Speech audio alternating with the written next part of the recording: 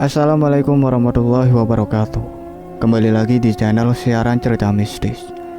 Cerita kali ini yang akan saya bawakan berjudul Pesugihan Nyi Ratu Blorong. Semoga yang mendengarkan cerita ini diberikan kesehatan, banyak rezekinya, dan perlindungan yang maha kuasa. Amin ya robbal alamin. Sebelum kita masuk ke ceritanya, jangan lupa untuk like, komen, subscribe channel ini, dan tekan loncengnya agar kalian tidak ketinggalan update cerita terbaru dari kami. Tanpa basa-basi lagi, mari kita dengarkan.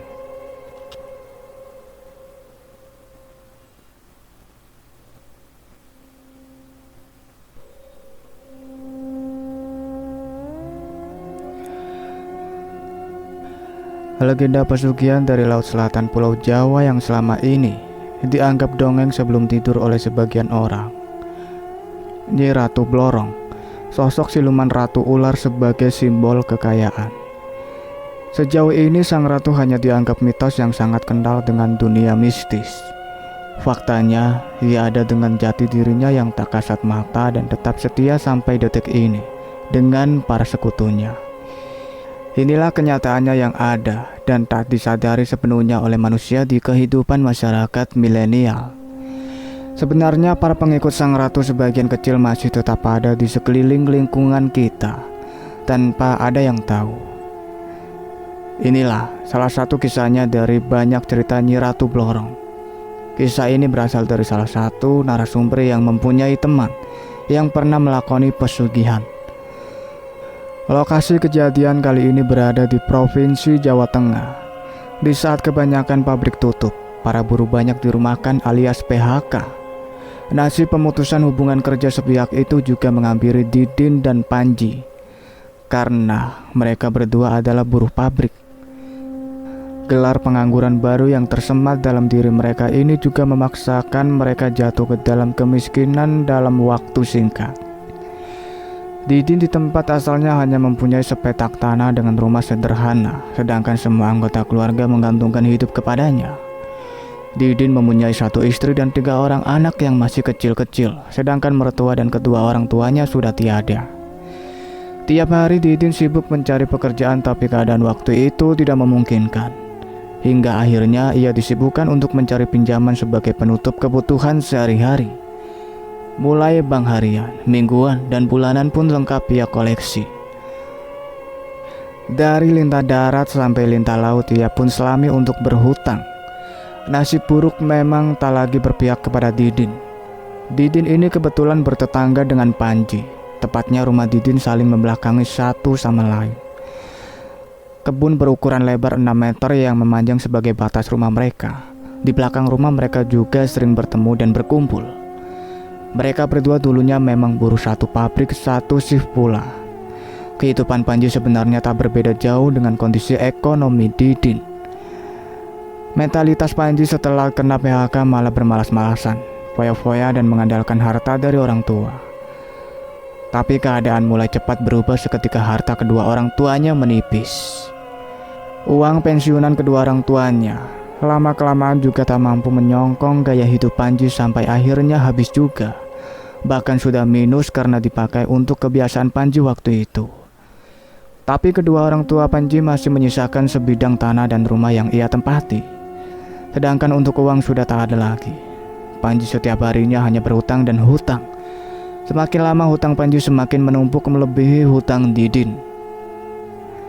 Panji, kegiatannya sehari-hari hanyalah main ke warung dengan mencatatkan hutang-hutang baru di buku bon. Sedangkan istrinya di rumah belum dikaruniai buah hati juga berpangku tangan. Selain ke warung, Panji juga hobi berjudi togel. Dari kebiasaan inilah pundi-pundi kemelaratan mulai bertambah parah kepada keluarga Panji. Di siang hari yang sangat terik, Didin dan Panji sedang duduk di kursi plastik.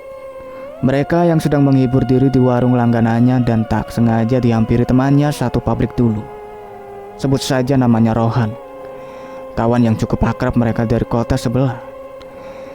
Siang itu memang warung sedang sepi karena pengunjungnya cuma mereka bertiga.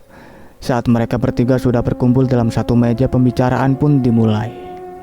Didin dan Panji berkeluh kesah akan keadaannya sekarang kepada Rohan. Tapi Rohan sementara belum merespon keluh kesahnya. Sekian lama mereka bicara ngelantur kesana kemari dan berkhayal tidak jelas. Akhirnya Rohan mulai iba kepada mereka berdua dan mulai pembicaraan serius. Kalian mau hutang kalian lunas gak? Dan bisa kayak seperti aku? Tawar Rohan dengan tatapan matanya yang tajam kepada Panji dan Didin. Jangan ngelintur Han. Kau ini kaya kan karena harta dari orang tua kamu kan? Bantah Panji.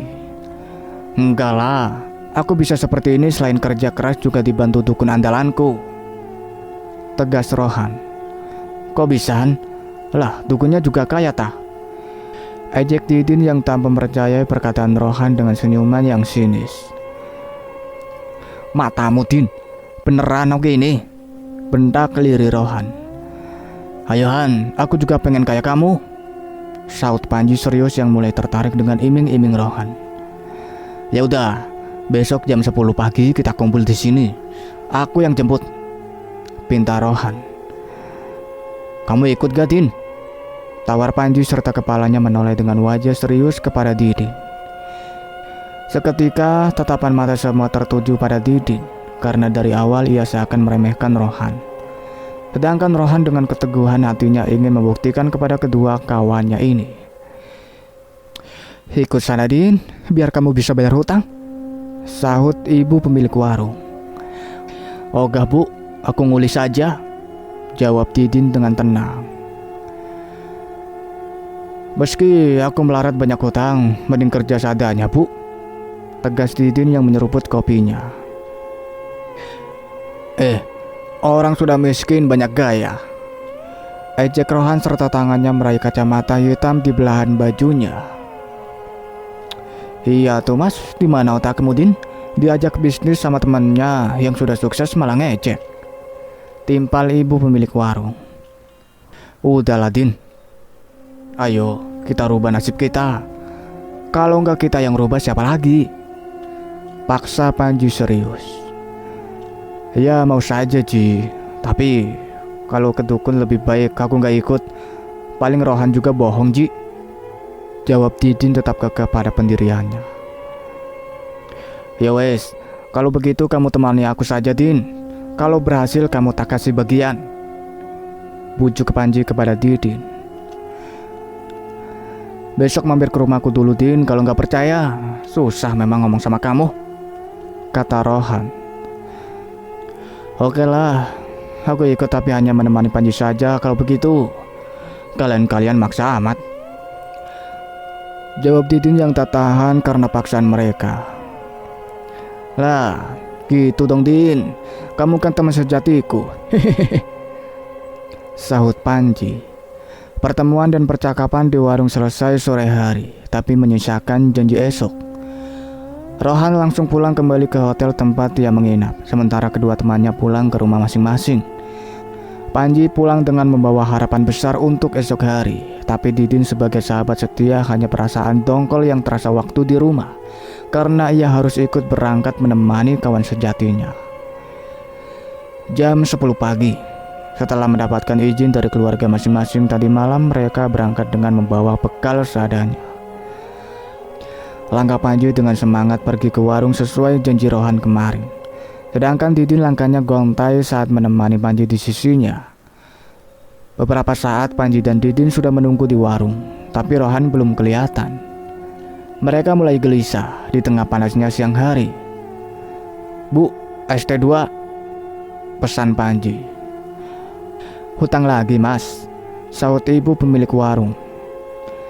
Tenang, kali ini saya bayar bu, kan teman saya bos bu, hehehe, jawab Panji. Halah, mas yang bos itu teman mas Rohan, bukan mas Panji, jawabnya. Iya bu, bentar lagi Panji jadi bos di daerah sini, terang Panji. Sejenak mereka menikmati es yang dipesan sambil menunggu Rohan tiba. Waktu menunggu Didin masih menggerutu meragukan perkataan Rohan kemarin. Tapi jawaban Panji, sudahlah Din, kamu ikut saja, jangan menggerutu terus. Minuman di meja mulai habis. Dari kejauhan mobil MPV hitam dari arah jalan besar masuk ke parkiran warung sederhana. Panji nampak senang karena ia tahu mobil itu kepunyaan Rohan. Putaran roda ban mobil Rohan berhenti tepat di samping warung. Rohan dengan semangat turun dari kendaraannya. "Ayo Ji, kita langsung berangkat saja sekarang," kata Rohan yang tetap masih berdiri di samping mobilnya. "Ayo Han," saut Panji dengan langkah kakinya mendekati Rohan, disertai telapak tangannya memegang erat pergelangan tangan Didi dan menyeretnya untuk masuk ke dalam mobil. Mereka bertiga masuk ke mobil dan Rohan pun langsung bergegas menjalankan mobilnya ke jalan raya kembali. Panji duduk di samping Rohan di depan, sedangkan Didin duduk di kursi tengah sendirian. Saat mulai perjalanan, Rohan membuka perbincangan di dalam mobilnya. Perjalanan panjang tanpa tahu tujuan mereka kemana. Intinya mereka sudah pasrah ikut dengan Rohan. Arah mobil yang ditumpangi mereka bertiga menunjuk ke selatan Pulau Jawa. Saat di tengah perjalanan, Panji yang masih penasaran langsung bertanya kepada Rohan. "Han, sebenarnya ini kemana? Kok lama sih nggak sampai-sampai?" tanya Panji yang duduk di samping kemudi Rohan. "Sudah, diam saja kamu, nanti tahu sendiri," jawab Rohan yang masih serius memegang kemudi mobil. "Kok jauh amat Han? Palingan kamu bohong ya?" saut Didin dari bangku tengah mobil, seakan ia tahu pikiran Rohan. "Ngawur kamu Din, aku ini beneran ingin bantu Panji. Sudah, tidur saja kamu, nanti kalau sudah sampai aku bangunkan," jawab ketus Rohan. Mobil terus berjalan sampai menembus kegelapan malam. Dari jalan nasional hingga jalan tak beraspal. Beberapa jam mobil itu melewati jalan di tengah hutan dan akhirnya mobil Rohan terhenti di sebuah lereng gunung. Tepatnya gunung itu persis sebelahan dengan laut selatan. Setelah Rohan membuka HP, ia melihat waktu sudah menunjukkan jam 1 malam. Saat di dalam mobil yang sudah terparkir miring, Rohan membangunkan kedua temannya satu persatu. "Hoi, bangun-bangun, sudah sampai," kata Rohan. Dan ia segera turun terlebih dahulu dari kendaraannya.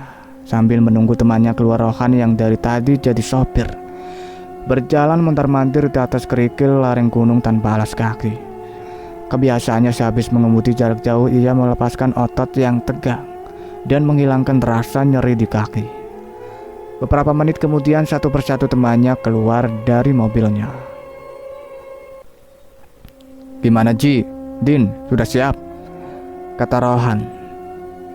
"Oke Han, ayo berangkat," jawab Panji. "Han, ini di mana sebenarnya?" tanya Didin penasaran. "Sudahlah, ayo cepat ikut aku, jangan banyak tanya Din. Mau kayak apa tidak kamu, Ji? Kata Rohan dengan semangat. "Iya, sebentaran," jawab Panji yang sedang membetulkan posisi tas dan isinya. Mereka bertiga yang bersiap sudah memakai jaket tebal mulai jalan. Dari bawah bukit mereka mulai masuk ke jalan setapak menuju ke atas dengan bantuan cahaya senter kecil di tangan Rohan. Dalam kegelapan malam mereka tetap berjalan menanjak dengan undakan tanah sedikit berkerikil dan berbatu. Kanan kiri jalan rumput hijau yang basah mengikuti pemandangan sampai tengah perjalanan. Jalan kaki ini sangat melelahkan karena pada dasarnya Didin dan Panji tak biasa jalan jauh apalagi menanjak. Waktu perjalanan itu mereka berulang kali berhenti untuk istirahat. Sekitar 2 jam perjalanan akhirnya mereka mulai melihat cahaya kecil di sebuah bangunan. Mata yang semakin mendekat melihat sebuah pendopo kecil yang terlihat tak terawat. Rohan sebagai pemimpin rombongan itu menambah kecepatan jalan kakinya karena tujuannya sudah terlihat. Langkah kaki mereka bertiga terhenti ketika sudah berada di depan pendopo. Didin dan Panji hanya diam saling bertatapan. Rohan yang mengamati di tiap sudut atas dan bawah pendopo yang sepi. Tapi dari semak-semak perlahan muncul suara kaki dan gesekan daun. Perlahan samar-samar penampakan seseorang pria tua yang memakai pakaian loreng hitam coklat mulai terlihat. Patua ini di kepalanya memakai belangkon batik serta bawahan berbalut sewek, persis seperti abdi dalam sebuah keraton. Dengan sembulan rambut putih yang mencuat dari belangkon, serta kumis dan jenggotnya yang ikut mengkuning dan memutih. Ia berjalan mendekati kami yang masih berdiri mematung di depan pendopo. Rohan yang sudah mengenalnya dengan cepat menjabat tangan dan mencium tangan kanan pria tua ini. Begitupun Didin dan Panji mengikuti apa yang telah dilakukan Rohan. "Bah, maaf, saya lama tidak berkunjung," kata Rohan setengah menundukkan bahunya. Tidak apa-apa nak, memang begitu kalau sudah kaya lupa sama mbaknya, jawab menyindir kepada Rohan. Setelah menjawab, pria tua ini berjalan menuju pendopo kecilnya. "Ya tidak begitu mbah, kan saya repot ngurus usaha saya di kota," jawab Rohan yang mengikuti di belakang kakek tua ini. Panji dan Didin mengikuti mereka berdua dari belakang dan duduk di bawah lampu tempel yang berada di atas tiang pojok penyangga. Dalam keremangan cahayanya dan dinginnya pendopo, mbah tua ini mulai melinting rokok kelobotnya. Selesai melinting, ia mengambil korek dari saku kanan dan mulai menyulutnya. Kami semua duduk melingkar, sedangkan kakek tua ini bersandar di tiang kayu sebagai salah satu penumpangnya. "Mbah, kenalkan, ini teman saya semua," perintah Rohan. "Ada apa nak, jauh-jauh ke sini ikut Rohan?" tanya Mbah Tirjo. "Saya ingin seperti Mas Rohan, Mbah, bisa sukses dan kaya," jawab Panji. "Oh, jadi begitu maumu nak?" kata Mbah Tirjo sambil menggerakkan kepalanya naik turun. "Gimana Mbah, bisa apa tidak?" tanya Panji yang penasaran. Bisa, tapi ada syaratnya. Apa sudah diberitahu sama Rohan tentang apa saja syaratnya?" ujar Mbah Tirjo serius menatap Panji dan Rohan. Rohan hanya menggelengkan kepalanya pelan dan tetap menatap Mbah Tirjo. Sedangkan Panji hanya menundukkan kepala. Didin sendiri tetap diam dan tak mau ambil pusing atas keinginan Panji. "Begini nak, syaratnya." Lantas Mbah Tirjo menjelaskan secara panjang lebar akan tata cara dan syarat yang harus dilalui Panji. "Baik Mbah, saya siap. Kira-kira dimulai kapan ya ritualnya?" kata Panji yang tak sabar dan sudah ingin cepat kaya. "Sekarang tidak apa-apa nak, sesajennya biar disiapkan temanmu, Rohan," kata Mbah Tirjo setelah memberi lampu hijau kepada Panji. Dan ia menoleh ke arah Rohan untuk meminta persetujuannya untuk membantu Panji. "Iya Mbah, saya siapkan," jawab Rohan. Selesai kesepakatan sekitar jam 2 dini hari, Rohan dan Didin kembali ke bawah untuk belanja kebutuhan ritualnya Panji. Waktu mau turun ke bawah, Mbah Tirjo berpesan, "Han, ritual temanmu Panji akan memakan waktu lama, jadi bawakan bekalnya sekalian." Rohan yang mengangguk sebagai jawaban sepakat kepada Mbah Tirjo. Kemudian Mbah Tirjo langsung kembali pulang, sedangkan mereka berdua pergi untuk membeli perlengkapan yang disyaratkan. Malam itu juga, Panji menetap di pendopo dan mulai melakukan ritual bersemedi menghadap ke selatan. Mulai saat itu perjanjian Panji untuk mencari kekayaan dunia dimulai, dan tidak ada kata mundur lagi bagi dia. Esok harinya, Rohan dan Didin kembali datang ke pendopo kecil dengan membawa sesajen lengkap. Mbah Tirjo sudah menunggu di pendopo entah dari jam berapa. Rohan menemui Mbah Tirjo dan langsung memberikan sesajen lengkap untuk memenuhi syarat ritual Panji. Setelah itu, Mbah Tirjo dengan cekatan menata rapi sesajen di depan Panji yang sudah bersemedi sejak malam hari. Sejenak mereka bertiga melihat Panji yang sedang serius melakukan laku ritualnya. Panji tetap duduk bersila menghadap ke laut selatan tanpa menghiraukan kehadiran mereka bertiga. Akhirnya Rohan, Didin, dan Mbah Tirjo memutuskan untuk meninggalkan Panji sendirian di pendopo. Mereka pergi ke rumah Mbah Tirjo di bawah lereng bukit. Didin mulai terbiasa dengan perjalanan dari bawah ke atas yang awalnya menguras tenaga itu. Rumah Mbah Tirjo terbuat dari kayu biasa yang sederhana, berukuran kecil dan nampak seperti rumah kuno, jauh dari kesan mewah. Sampai di depan rumah mereka bercengkrama sejenak di pagi hari. Selanjutnya Rohan dan Didin pergi. Didin diajak Rohan untuk menemaninya selama Panji masih ritual. Hari berganti hari, siang malam ia lalui. Panji sudah tidak lagi menghiraukan kondisi apapun yang ada di sekitarnya. Ia hanya fokus untuk bertemu dan bersekutu dengan sang ratu.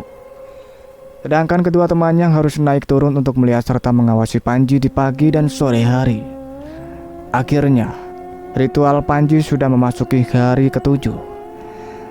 Tepat saat bulan purnama penuh, Panji melakukan ritual langsung menghadap pantai selatan di atas batu karang karena diperintah oleh Mbah Tirjo. Malam ini Panji yang tetap dalam semedi. Sekitar jam 12 malam kondisinya mulai berbeda. Tubuh serta pikiran Panji antara sadar dan tidak sadar mulai merasakan suatu cahaya di hadapannya. Ia mulai perlahan membuka kelopak mata. Terlihat istana yang megah berhias cahaya tadi. Panji yang masih duduk merasa jarak dirinya dengan istana yang megah itu hanya sekitar 30 meteran. Ia mulai bangkit untuk berdiri. Tubuhnya seakan ada yang memanggil untuk masuk ke dalam istana. Panji berjalan pelan masuk ke arah istana dengan mengamati keindahannya. Sampai di istana, matanya tetap melirik pemandangan kanan kiri. Setiap gerbang yang ada penjaganya dengan sigap langsung membuka pintu istana seperti kedatangannya sudah ditunggu. Bangunan tinggi menjulang yang begitu megah dengan tiang besar berwarna keemasan. Ukiran-ukiran yang begitu indah menghiasi setiap jengkal. Sampai di dalam istana ia melihat sosok ratu yang berwibawa duduk di atas singgasana. Di samping kanan kirinya terdapat masing-masing 3 orang perempuan yang berpakaian serba hijau, berselendang hijau pula. Mereka terlihat seperti pelayan sang ratu. Sosok ratu yang memakai kemben warna hijau, bawahan kain batik warna merah gelap sampai menutup kakinya. Sedangkan bentuk tubuh ular kuning keemasan melilit di bawah singgasananya.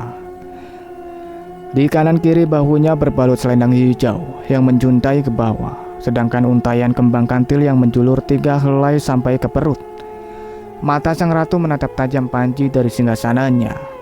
Panji tetap berjalan dan mengamati bentuk singgasananya yang berwarna keemasan. Dengan pegangan tangan kanan kirinya berbentuk kepala ular. Masih dalam diam tertegun dan tercengang, Panji berdiri tepat di hadapan sang ratu. Belum pernah Panji jumpai di dunia istana sebesar dan semegah ini. Beberapa saat kemudian langkahnya terhenti di ruang utama istana. Panji tetap berdiri di tengah ruang istana. Sampai akhirnya ia duduk bersimpu dengan wajah penuh harapan. Dari jarak yang dekat inilah yang benar-benar bisa melihat dengan jelas sosok sang ratu yang selama ini ia cari sesuai petunjuk Mbah Tirjo. Dengan mata kepalanya sendiri ia melihat seorang ratu dengan paras wajahnya sangat cantik jelita, menawan, menggairahkan dan berkulit cerah seperti gadis yang masih baru berumur 20 tahun. Sang ratu ini berambut hitam tergerai ke belakang sampai ke pinggang. Sedangkan di atas kepalanya dihiasi sebuah mahkota berwarna keemasan dengan hiasan beberapa kepala ular di atas mahkotanya. "Nyi," ucap Panji membuka pembicaraan. "Ya, aku sudah mengerti keinginanmu," jawab Nyi Ratu. "Kembalilah pulang, siapkan kamar satu khusus buat saya. Setiap bulan purnama, kamu harus memuja aku di kamar itu," jelas Nyi Ratu Blorong. "Iya Nyi," jawab Panji dalam kondisi kepalanya tertunduk ke bawah. Panji yang merasa sudah berhasil, ia berjalan mundur pelan dengan membungkuk sampai tempat duduknya semula. Ketika ia sudah duduk kembali dengan memejamkan matanya kembali, tiba-tiba keadaan berubah. Hempasan ombak pantai yang mengenai tubuhnya. Perasaan kaget, takut, dan bingung Panji langsung berdiri dan melihat sekeliling. Ia mengamati dengan seksama. Ternyata ia sudah berada di pantai tepat di bawah tebing karang. Setelah sadar, ia sangat senang sudah kembali ke dunia nyata. Dan ia juga merasa sudah berhasil bertemu dengan Nyi Ratu. Perasaan bahagia membuat dirinya langsung kembali ke padepokan. Sampai di padepokan, ia tak menemukan siapapun. Karena waktu sudah menjelang subuh. Panji memutuskan untuk membersihkan diri di samping padepokan dan melanjutkan untuk istirahat sambil menunggu teman-temannya dan Mbah Tirjo. Pagi menjelang, sekitar jam 7 pagi, Panji masih terlelap. Kedua temannya datang tanpa sepengetahuan Panji. Rohan dan Didin hanya menungguinya di sampingnya. Tak lama kemudian Batirjo pun datang dan ikut duduk dengan mereka. Batirjo memulai perbincangan dengan Rohan dan Didin sambil menunggu Panji terbangun. Beberapa jam kemudian Panji terbangun dengan sendirinya. Ia langsung duduk sambil menguap dan mengucek ke mata merahnya. Gimana? Sudah berhasil? Tanya Mbah Tirjo. Sudah Mbah, tadi malam saya sudah ketemu sama Nyi Ratu. Panji menceritakan secara detail kepada mereka dari awal sampai akhir tentang kejadian bertemu dengan Nyi Ratu. Sudah habis ini lekas kembali. Siapkan apa yang diminta sama Nyi Ratu. Pindah Mbah Tirjo. Iya Mbah, terima kasih banyak, jawab Panji. Iya nak, sama-sama, kata Mbah Tirjo. Kalau begitu saya langsung pamit dulu ya Mbah, pinta Panji. Ya sudah, hati-hati di jalan nak, kata Mbah Tirjo. Iya Mbah, jawab mereka semua. Hari masih siang, tapi hawa dingin di gunung masih tetap sejuk menusuk tulang. Panji dan kedua temannya langsung berkemas untuk segera pulang. Setelah bersalaman dan memberi amplop kepada Mbah Tirjo, mereka langsung turun ke bawah menuju mobil. Sampai di parkiran bawah, mobil Rohan tetap diisi 3 orang. Perjalanan dimulai dari jalan berbatu yang menggoyangkan isi di dalamnya, sampai goyangan mereda di jalan beraspal. Ketiga orang yang berada dalam mobil masih terdiam. Belum ada sepatah kata yang keluar dari mulut mereka. Sampai singkat cerita, sekian jam perjalanan dan sekian kali berhenti untuk melepas lelah. Beberapa jam kemudian mereka sampai di rumah Panji pada malam hari. Minggu berganti minggu, Panji tetap masih jadi pengangguran sedangkan Didin kerja serabutan. Terkadang Didin sehari kerja, 3 hari ia menganggur. Hal ini yang sering dijalani Didin. Siang itu Panji duduk di teras rumahnya sambil menghitung hari. Pada hitungannya, hari itu nanti malam terjadi bulan purnama. Karena petunjuk ini adalah wawasan dan pengalaman dari Rohan. Panji sendiri sekitar jam 8 malam langsung berdiam diri di atas ranjang kamar khususnya. Tak lupa ia mengunci rapat-rapat pintu dari dalam kamar. Sebelumnya ia sendiri berpesan kepada seluruh anggota keluarganya kalau dia di dalam kamar tidak boleh diganggu apapun yang terjadi. Di dalam kamar penerangannya memakai lampu neon kuning remang-remang. Dipan kayu yang mewah dengan kasur empuk telah ditaburi bunga-bunga di atasnya sudah disiapkan. Tak lupa kelambu putih berkelayut menghiasi kamarnya. Kondisi kamar Panji mirip seperti kamar pengantin baru. Sedangkan 3 sudut kamar masing-masing diberi sesajen lengkap 1 nampan sampai di seluruh penjuru ruangan kamar Panji dipenuhi bau harum bunga dan dupa khusus.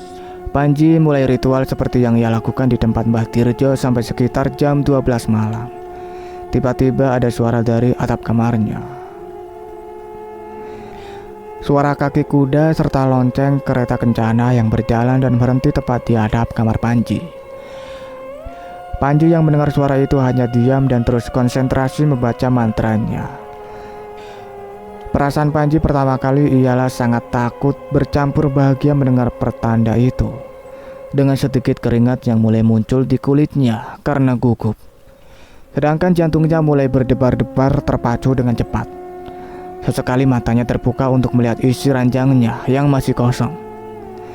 Saat matanya sedang tertutup, tiba-tiba bau harum bercampur amis mengusik semedinya. Timbul rasa penasaran pada dirinya. Akhirnya ia membuka mata lagi dan tiba-tiba Panji melihat sosok sang Nyi Ratu yang cantik jelita sudah berada di depannya dengan duduk bersimpuh. Nyi Ratu kali ini hanya memakai kemben hijau tanpa perhiasan sama sekali saat di kamar Panji. Tapi kecantikannya sungguh sangat luar biasa menggodanya. Dalam kondisi tercengang, mata Panji tak berkedip sama sekali. Ia hanya mematung menatap Nyi Ratu yang mempesona. Beberapa saat kemudian semedi Panji dihentikan oleh Nyi Ratu. Tanpa ada kata terucap sama sekali, Nyi Ratu langsung memulai dan mengajak hubungan suami istri dengan Panji. Beberapa kali dalam kondisi yang penuh nafsu, Antara sadar dan tidak sadar, tangan Panji merasa beberapa bagian tubuh Nyi Ratu licin dan membulat kecil seperti sisik ular. Tapi dalam otaknya Panji sudah kepalang tanggung. Ia terus bergulat hebat malam itu sampai ia benar-benar terkulai lemas. Entah berapa lama ia melakukan dengan Nyi Ratu, sampai akhirnya ia tak sadar dan langsung tertidur di kamar khususnya. Beberapa jam kemudian saat kesadarannya kembali, ia merasa hanya sendirian di kamar. Panji sendiri tak tahu kapan persisnya Nyi Ratu pergi meninggalkannya. Menjelang pagi ia sudah mulai benar-benar pulih dan sadar. Panji mulai bangun dari posisinya yang masih terlentang. Panji mulai bangun dan duduk. Matanya langsung melihat uang dan lempengan emas seperti ujung sendok berserakan di atas spraynya bercampur keringat dan bunga. Setelah melihat dengan seksama kenyataan di dalam kamar, Panji mulai senyum-senyum sendiri. Aku berhasil, aku kaya. Teriaknya dengan menaburkan ke atas beberapa kepingan emas dan uang dari ranjangnya. Usai bersenang-senang di dalam kamar sendirian, dengan cepat Panji mengumpulkan uang dan emas di kantong kain yang sudah disiapkan sebelumnya dan memasukkan ke dalam tas ransel. Kemudian ia keluar kamar dengan wajah bahagia tapi badan masih lemas. Panji langsung menemui istrinya di dapur dan menciumnya. Ia merasa bahagia pagi itu. Dengan cepat ia memberi sejumlah uang kepada istri tercintanya. Bulan demi bulan, purnama demi purnama telah dilewati Panji. Pundi-pundi kekayaannya semakin meningkat pesat. Kebahagiaan di tahun pertama keluarga Panji semakin terlihat. Mulai dari merenovasi rumahnya dan membuat garasi kendaraan pribadinya yang besar serta mewah. Panji juga membeli kendaraan roda 2, roda 4, dan roda 6. Begitu juga tanah-tanahnya semakin bertambah. Panji juga membeli beberapa sawah di daerahnya. Dengan bertambahnya semua itu, Didin selaku orang kepercayaannya tetap mengelola semua harta Panji. Menumpuknya beban Didin, gaji yang ia dapat juga semakin besar sampai akhirnya ia bisa melunasi semua hutang-hutangnya. Dengan kesuksesan Panji, sikap Didin selama itu juga tidak menaruh kecurigaan apapun kepadanya. Karena setahu Didin selama ini Panji masih bertingkah normal. Didin beranggapan bahwa Panji selama itu hanya melakukan amalan yang dikasih Mbah Dirjo. Selepas bulan purnama ke-13, Ibu Panji atau Bude Karto tidak seperti biasanya. Pagi hari selepas sholat subuh ia memasak di dapur sendirian. Bude Karto masak dengan semangat. Entah apa yang menjadikannya demikian pagi itu. Pertama Bude menanak nasi terlebih dahulu. Sampai menunggu nasi matang, Bude Karto mulai memasak sayur. Cukup sekian ceritanya sampai di sini. Nantikan kelanjutan ceritanya. Saya akhiri. Wassalamualaikum warahmatullahi wabarakatuh.